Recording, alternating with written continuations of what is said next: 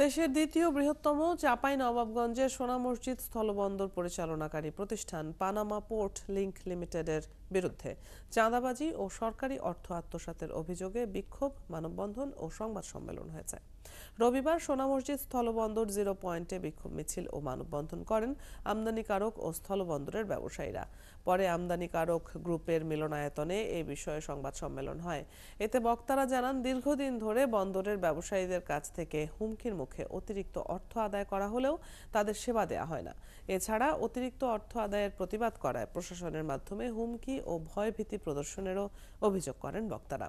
সংবাদ সম্মেলনে গত 1.5 যুগে সরকারকে ফাঁকি দিয়ে কয়েকশো কোটি টাকা লুটপাট সহ পানামের বিরুদ্ধে বিভিন্ন অনিয়মের চিত্র তুলে ধরে এর সুষ্ঠু তদন্ত এবং প্রতিকার দাবি করে 9 দফা তুলে ধরেন। যে আমরা পানামার হাতে কোনো চার্জ দিব না, যত চার্জ আছে, মাসুল যত আছে, এই মাসুলগুলো আমরা সরকারি কোড অনুযায়ী ব্যাংকের বুথে দিব। এই বুথের জন্য আমরা অনেকবার দরখাস্ত করেছি, অনেকবার দেন দরবার করেছি, এখন পর্যন্ত পানামা ক্লিয়ার করে আমাদের বুথ দিতে পারে নাই।